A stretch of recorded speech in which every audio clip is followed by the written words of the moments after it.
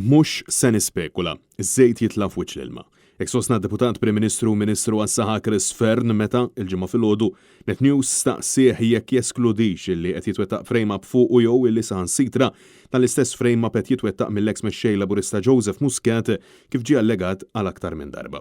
Dan wara li fl-aħħar jiem l-awtur Mark Camilleri insista mingħajr liċken dubju illi Joseph Muscat qed iwettaq frame-up fuq Chris Fern u li t-leminija tiegħu Carmen Chantar. Camilleri saħansitra jżeffen fin-nofs lill-avukatu ex-ġurnalista Labour Charlon Gouder flimkien mal-President Laburista Ramona Attard li skontu qegħdin jgħinu lil Muscat.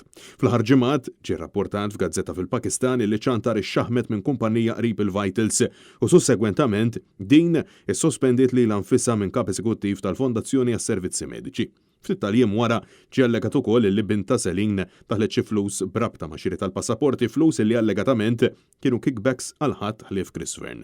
Carmen Chantar insistiet illi forzi ta' dlamijiet qed jużaw lilha u lil binta sabiex jitwettaq frame-up fuq Fern. Frame-up illi s'issadu ħadd ma ċaħat, daqskemm ħadd ma ċaħat illi dan qed jitwettaq minn Joseph Muscat skont kif allega Mark Camilleri għal aktar minn darba.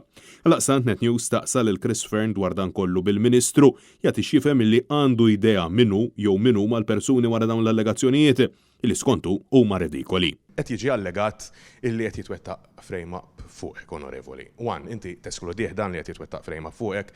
Two, kelmuk il-pulizija lura. Three, qed jiġi allegat u ġie allegat iktar minn darba u s'issa ħadd ma ċaħdu illi l-eks mexxej Laburista qed iwettaq il-frame-up fuqek, qed nirreferi għal Joseph Muscat.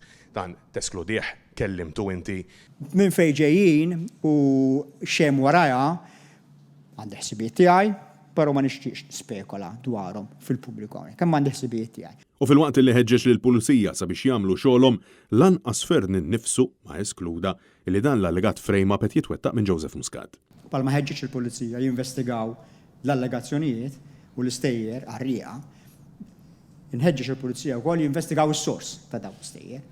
U meta ikun hemm u żejt jitlaq fl-ilma, u mbagħad inkun nista' nitkellmu anke mod pubbliku. Ma laqas inti minti teskludi l-possibilità li qed jagħmel frame-up fuqek. Jiena qiegħed ngħid ċaru tont illi m'iniex se nispekola, imma qed ngħid ukoll illi żejt jitlaq fl-ilma. Sissa, għadu ħadd ma ċaħad din l-allegazzjoni ta' frame-up fil-konfront ta' Chris Fern, ħadd ma huwa qiegħed jeskludi illi dan kollu qed jitwettaq mill-kamp Laburista u għar minn hekk minn Joseph Muscat u ta' madwaru. L-unika risposta ta' Roberta Bela tkun sabiex nistaqsu lil Muscat direttament. Qed jiġi allegat ukoll li hemm involut l-eks Prim Ministru Joseph Muscat u s'issa għadu ħadd ma ċaħad. Mhux saqsija lilu dik id-domanda mhux lili.